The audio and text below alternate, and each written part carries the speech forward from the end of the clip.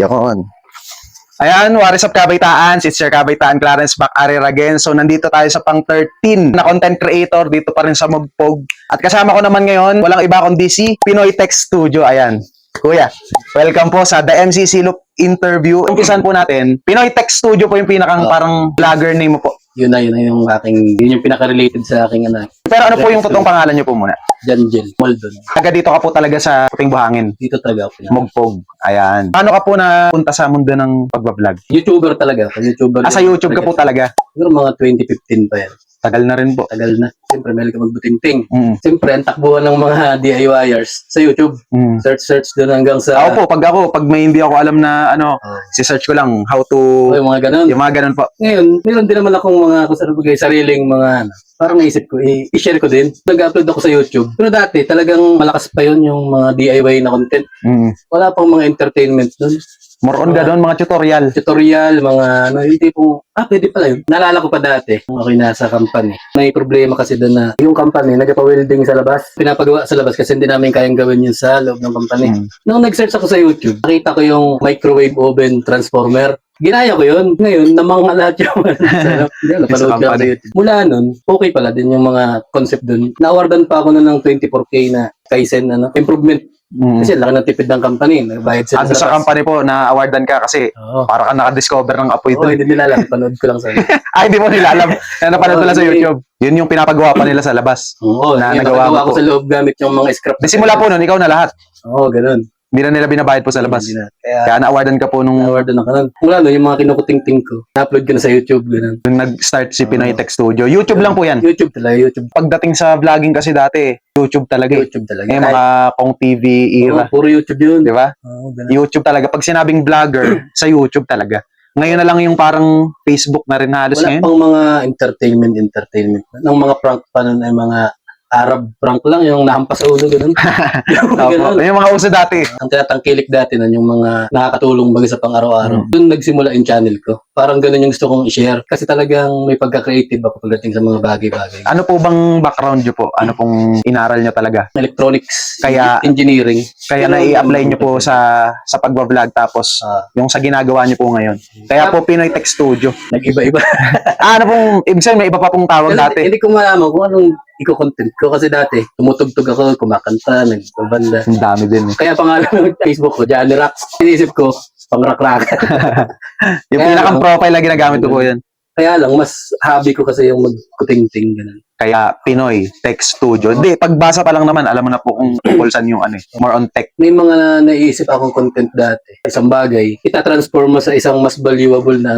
Parang i-upgrade. Oo, ganun. Mahilig din ako sa mga automation, ganun. Robotics, magawa din ako niya. Ilang subscribers na ngayon si Pinoy Tech Studio? Magsi 6K. Sa YouTube po, pag naka 6K ka, malaki na yun. Nakatatlong na ako dun. Salary. Nakatatlong sahod ka na. Yung pangalawang sahod ko, ito yun. Ayan, ito po ay... Yung karwasyo na yan. katas po yan ng YouTube. Gawa ng ang minimum sa YouTube po ay $100. O nasa 5,000 yun pag Yun nga lang, karamihang viewers ko dun. Same lang ng din. Sa Marinduque, hindi ko lang kung may gumagawa ng ganitong content. Wala pa po ako na-encounter. Kaya, sa lahat ng mga nakakulab ko, wala, iba-iba po ng kwento eh. Yung sa'yo, unique din po kasi sa tech naman. Page po yun, si Pinoy Tech Studio. Ilang followers na po si Pinoy Tech Studio? Magsi 6K din. Magsi 6K na din. Sa TikTok po, 8K. Tatlo po yung accounts ngayon na na pinag-uploadan ni Pinoy Tech Studio. Ngayon, pag-usapan naman po natin, bukod sa pinakang pagkakakilanlan bilang si Pinoy Tech Studio, ano po yung itsura ng maghapon mo? Yung sa likod po ng camera, yung pag walang Umaga pa lang, nabahog ng hayupan. May mga alaga kasi akong baboy. Magpakain ng anak. Ayun. May ilan po anak mo? Kuya? Dalawang anak. Dalawa. Yung isa po maliit pa, hindi pa nag-aaral. Yung isa elementary. Pagdating ng mga 11, syempre, tanghalian, mag-asika ng tanghalian. Minsan, pag may oras pa, halimbawa dito, minsan maaga, may nagpa-vulcanize na. Yung ikot po talaga yung buong maghapon mo? Dito main. Sa talyer. Tapos, meron pa po kayong isa pang tindahan. Dati may mami dyan. Mga snacks naman po. Burger, siomai, ganyan. Tuwing hapon naman siya. Tuwing hapon, mga alas 2. Pag si misis mo po ay umuwi na, saan po siya nagtatrabaho? Dito, sa school. Ayun lang pala, bahay lang. Pag uwi po niya, siya naman yung papalit sa'yo doon. Tapos dito ka na yung ibang gawain. Tuloy ng minsan, tatagalan. Malaya na. Yun po yung normal na parang sa pang-araw-araw. Na araw-araw talaga. Yun yung karaniwang araw mo po.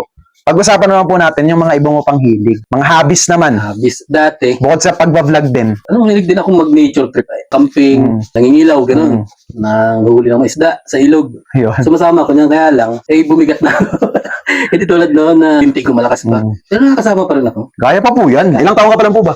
31. Oh, 31 lang eh. Nature trip, ano pa po. Nature Nakita ko po doon sa bahay ninyo, may mga instruments. Ayun, nung high school ako, mga first year high school, natuto na ako mag-gitara. Sinuportahan naman ako ng tatay ko, binala ako ng electric, piano, tapos yung drums, dinonate lang sa amin yan, Mm.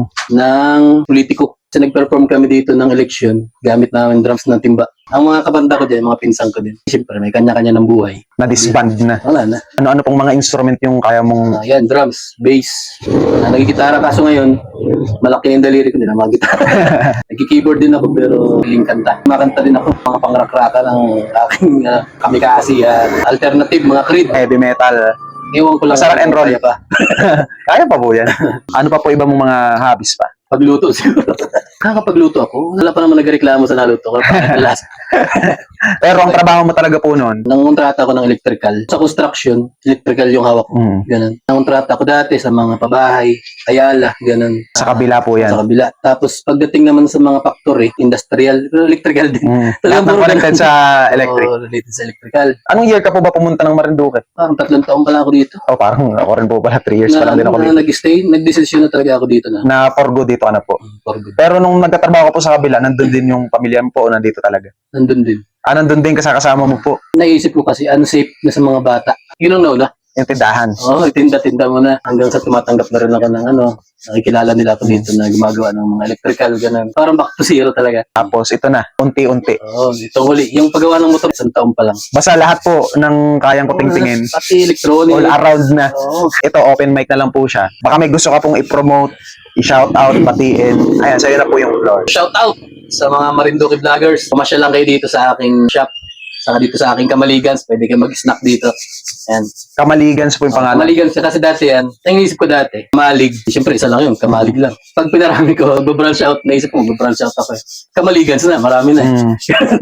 Sa mga gustong tumambay dito sa Tingbuangan, dito sa may high school, meron akong snack dito sa Kamaligans. Burger, siomai, siopaw. So, meron ako yan. At kung naplatang ka naman, pwede ka mag-publicize dito. Ayan. Gumagawa kami ng mga motor. Ayan. Hindi lang kami nag-overhaul. Pakipollow na rin ako sa aking Facebook. So, Johnny Rocks. At Pinoy Tech Studio yan sa Facebook page ko. At sa TikTok, Pinoy Tech Studio din. Saka sa YouTube, Pinoy Tech Studio. As in, yan po, yung nakalagay sa t-shirt. Ito na rin. Pinoy Tech Studio. Actually, ano pa po, may part 2 pa to. May kukulab pa kami dito eh. Makakasama ko ulit si Kuya John Rax. Parang pauna pa lang po itong interview. Parang gusto ko nga rin gawin ngayon. Johnny Rocks. Pwede, Johnny Rax Vlogs. Pwede nga po, yung Johnny Rax po, dun yung mga ibang mong trip sa buhay. Trip kasi Tapos, kay Pinoy Tech Studio kasi, sa tech lang siya eh. Kaya nga. Tapos yun, pwede ka po nilang, ano po ba yan, nagsiservice din kayo? Halimbawa ay hindi dito sa Talyer, yung may ipapagawa. Magmalapit lang muna siguro sa ngayon. Dito, around ano po, si Kuya Johnny Rax po ay taga Puting Buhangin, Mugpog. Dito lang, malapit sa Barangay Hall. Pwede namang sadyain siguro kung mga item na madadala lang. Pwede Ayan. namin. So kung naghahanap kayo ng mga, basta lahat ng kuting tingin, dalhin nyo lang dito. Tapos habang nagpapagawa kayo, merienda kayo dyan sa katabi. Malay mo, magawa namin paraan. Sa Kamaligans. Oo. Gusto ko ngayon sa Samsung ko. Kasi kada anong pasukan ko, may something na nagagawa ko doon. Para bagang na-recognize ako. Yung katulad doon sa microwave. Nung pumasok ako sa Ginebra, naging industrial electrician ako doon. Hiring sila, 2 buwan na. Ngayon, wala silang makuha. Nag-apply ako ngayon. Maghapon yung trade test ko. Di trade test ako, napakaraming diagram binigay sa akin. Mayroong mga stop-start, Y delta, mga ganun. Siguro mga 10 yung diagram na ganun. I-drawing mo yung diagram na gano'n. Papaliwanag mo kung anong nangyayari sa circuit. Pag naipaliwanag mo na, i-actual mo ng wiring ngayon sa mock-up na malaki. Maghapon ako na gano'n. Ngayon, hindi naman sinabi sa akin yung score ko. Basta sabi, pasado na. Pagdating nung mga ilang araw, sabi ng tropa kong nandun. Pero yung exam doon sa walang joke, perfect mo eh. Sabi gano'n. Kaso, nung nagsimula na ako, kaya pala ganun kahirap yung doon. Ang bubuuin ko pala, makina na galing sa ibang planta, para siyang robot na nagkakamada ng mga kahon. Chop-chop yun. Ang mga kasama ko doon ay mga welder nag-assemble ng... So, isang team po kayo eh. May mga iba't ibang expertise yun eh. Tapos, binigay sa akin yung aklat, ganyan diagram, gano'n. Kaya naman pala, yun yung nagtrabaho ko ng 2 buwan doon. So, madaling sabi po, dahil na perfect mo, syempre, pasok ka na. Pasok. Tapos, nag-start na yung trabaho. Naka 2 months ka lang po doon. Hindi, mga isang contract, mga 6 months. Ganun. 6 months din. Tapos ka ng 2 months yung ano, may mga katulong naman akong ibang. Pagdating dun sa wastewater treatment facility, mayroon dalawang operator dun na ang trabaho lang nila, magpatay buhay ng kompreso. Mm. Papatayin, bubuhayin, ganun, pagpapalitan yung dalawa. Ang ginawa ko, ginawan ko ng control panel na automatic Automatic na. Walang silang gagawin. Ngayon, sabi sa akin ng ano, pre, buti ginawa mo yun, nakatulog na kami ng mahimbing sa gabi. Yung mga panggabi. Bumilis yung workflow dun sa ano. May mga pangyayari pa na hinihingan kami ng modification ng makina. Ako lang yung nakakapag-provide ng tamang circuit Mm. para dun sa kakailanganin sa... Iba din talaga po pag ano eh. Pag yung talagang inaral mo din eh. Hindi kasi Pero yan talaga po, passion mo po talaga yan. passion ko talaga. Pero may istoryang malalim yan. Minsan na rin akong binuli nang unang pumasok ako sa trabaho. Sa corporate po, hindi maiwasan yung ano, corrupt mentality, inggitan. Sabi sa akin, ilaw lang daw ang kaya pailawin.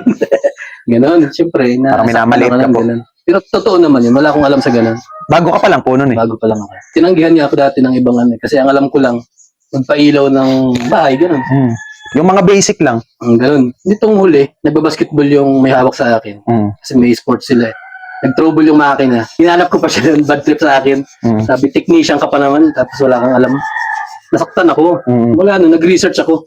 Pumasok na naman yung YouTube. Yun yung parang naging motivation mo po. Ganun. Na yung mga taong nangmamalit sa'yo, yung walang bilib sa'yo. So, pinag-aralan ko yung mga parts na how it works. Mm. Yung mga ganun. Yung ganun. Hanggang sa nahuli ko yung kiliti nun. Kahit mga bisor ko ay, wala na, hindi na nila matapatan yung sa troubleshooting, pag-build ng mga circuit para sa specific na function. Ganun. Nung umalis na ako doon sa trabaho na yun, Ba't ka pumalis? unfair. Ganun. May ibang na-promote. May unfair na. Dapat ikaw. Kasi pinangako na sa akin yun. Kaso dumating yung araw, hindi naman Tinupad. tinupad. Doon ka lumipat sa Samsung. Hindi, marami pa. Joke na. Sa Samsung, naira ko dyan. Napakagandang company.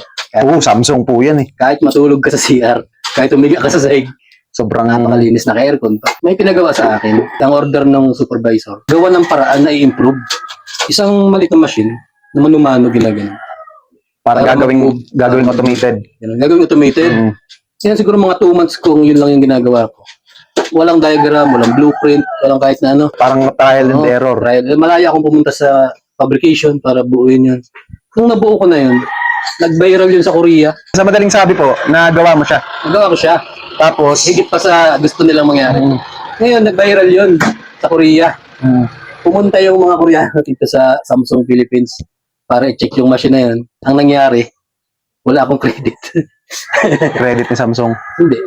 Yung manager ng department namin, ang sabi niya, concept niya lahat yun. Ganun. Siya lahat ang nag-isip nun. Yun yung mahirap po dun eh. Pero ang totoo po nun, ikaw ang Lahat ako. concept mo yun. Sabi niya, gawin lang automatic. Pero lahat ng kahit sa... Yun lang yung credit niya dun. Siya ang nag-utos na gawing Oo, automatic. Pero kung paano... Pero kung ginawa ko, paano, trial and error, kung paano inassemble ginawa, sa'yo yun. Pwede mo makita yun dun sa aking Janerax, yung nakapin na Na-post. video doon. Mm. Maraming beses ko na nasubukan na parang talagang mas angat yung aking skill dun sa Kasi ano ka po eh, automation na gano'n. inaaral mo talaga eh. Inaaral ko siya dati. Talagang pag may hindi ako alam, inaaral ko yun, YouTube, may mga pangyayari pa na may contest sa company, yung mga gano'n. Ah, Siyempre ako lalapitan. Nagtataka sila doon sa mga ginagawa ko kung paano nangyayari. Mga engineer yun ha. mm. Mga engineer yung nagtatanong. Hindi nila alam mga sikretong ano yun. Kasi pinaghalong electromechanical, mga gano'n. Mm. Nung nasaktan niya ako doon sa Samsung, Yung hindi napunta sa yung credits. Tapos umalis ka po. nag-ano na ako nun, Anong sabi nung ano? Hindi mo po kinonfronta yung hindi na. kumuha ng credits. Nag-resign ako. Sabay, nangontrata ako ng sarili ko. Para bagang self-employed na. Mm. Mula nun, Parang freelance. hanggang ngayon.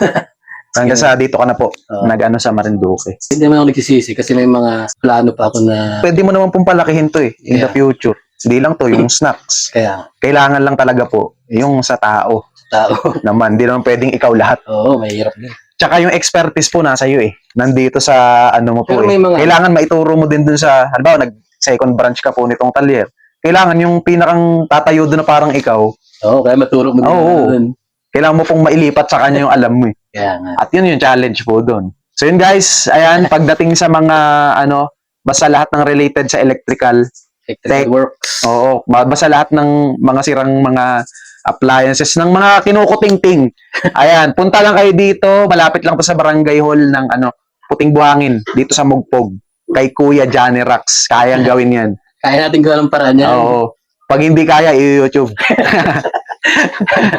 Tapos yun nga, meron din sila ditong snacks. Kumbaga, at least, na laman po natin yung kwento na yun. Grabe, Kuya John Rock, thank you. Thank you po sa oras. Ayan, at least napaunlakan din po tayo dito na ma-interview ko siya. Ang dami ko rin pong natutunan sa'yo ngayon. Ikaw po yung nakakulab ko na yan yung ginagawa naman. Iba. Iba naman. Kasi, nung nakaraan, nagtalok, Oo. naglukad, Lukad. tapos nagdagat. Iba-ibang klase. Tapos, nag-ano rin ako sa funeral. Kay Kuya Doming. Ayan guys, papalo si Kuya Johnny Rax. Account niya, Johnny Rax. Pinoy Tech Studio. TikTok, YouTube, Facebook. At yun nga, meron siya ditong dalawang negosyo. Ayan, yung snacks, tsaka itong pinakantalyer. Message nyo lang si Kuya Johnny Rax. Kung halimbawa ay may mga tanong kayo tungkol sa, ayan, message nyo siya. Tapos kung gusto nyo na magpagawa ng mga sira yung mga lahat ng nakukutingting, Kahit ano. dalhin nyo dito. Kahit ulo.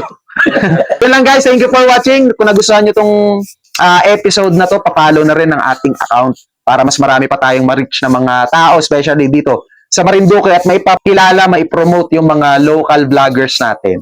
So yun lang guys, thank you for watching. Peace out. Thank you. Kuya Jan. Tapos wala pa ng volume. Sige.